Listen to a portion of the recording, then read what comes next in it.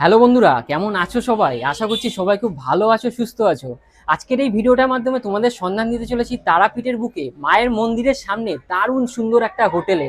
আমি বর্তমানে এখন দাঁড়িয়ে আছি তারাপীঠের মায়ের মন্দিরের 2 নম্বর গেটের কাছাকাছি একটা হোটেল, যার নাম হচ্ছে হোটেল শ্রদ্ধাঞ্জলি।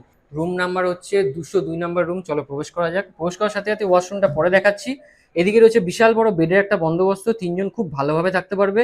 ব্ল্যাঙ্কেটের বন্দোবস্ত, এপাশে একটা উইন্ডো, এপাশে একটা উইন্ডো, এমনকি উইন্ডো এসির বন্দোবস্ত, উপরে রয়েছে ফ্যানের ব্যবস্থা, এপাশে রয়েছে একটা চেয়ার, আর এখানে ওয়েস্ট বিন রয়েছে। আর এই পাশটায় রয়েছে মিরার, এখানে নিচে একটা টেবিল এবং কিছু জিনিসপত্র রাখার ব্যবস্থা। আর এখানে কিন্তু একটা চেয়ার রয়েছে। আর এইখানে লাইট ফ্যানের সুইচ, প্লাগ পয়েন্টের ব্যবস্থা রয়েছে। আর রুমটা কিন্তু খুব সুন্দরভাবে কিন্তু সাজানো রুম। ব্যালকনি, আর ব্যালকনি দিয়ে কিন্তু তোমরা একদম এই যে ফ্রন্টের রাস্তা, মানে এই রাস্তাটা সোজা চলে যাচ্ছে হচ্ছে গেট নাম্বার 2, একদম কাছে, মানে 2 পা হাঁটলেই গেট নাম্বার 2।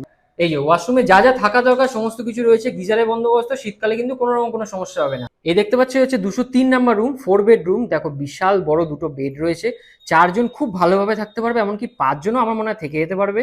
দুটো ব্ল্যাঙ্কেটের ব্যবস্থা, তার সাথে রয়েছে টাওয়েল অল আউট, তার সাথে সাবানের ব্যবস্থা রয়েছে। এখানে কিন্তু টিভির বন্দোবস্ত, সেটটা বক্স রয়েছে। এখানে দুটো চেয়ার রয়েছে। এখানে দেখো গ্লাস দেওয়া রয়েছে, সামনে এত বড় একটা মিরার।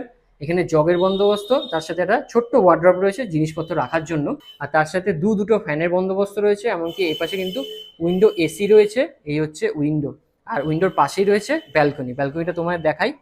এই হচ্ছে ব্যালকনি, বেশ ভালো ডেকোরেট করা ব্যালকনি। দেখো ওয়াশরুমে যা যা থাকা দরকার সমস্ত কিছু কিন্তু রয়েছে ওয়াশরুমে, পরিষ্কার পরিচ্ছন্ন একটা ওয়াশরুম। যারা বুক করতে চাইছো, স্ক্রিনে কন্ট্যাক্ট নাম্বারটা থাকছে, তোমরা এখানে এসে খুব ভালোভাবেই থাকতে পারবে। তার সাথে মায়ের মন্দির তো একদম হাতের কাছে রয়েছে, পুজো দেওয়ার জন্য কোনো রকম কোনো সমস্যা নেই, এখান থেকেই সব ব্যবস্থা হয়ে যায়। তার সাথে এখানে কিন্তু রেস্টুরেন্টের ব্যবস্থাও রয়েছে, তাই কোনো রকম কোনো চিন্তা নেই।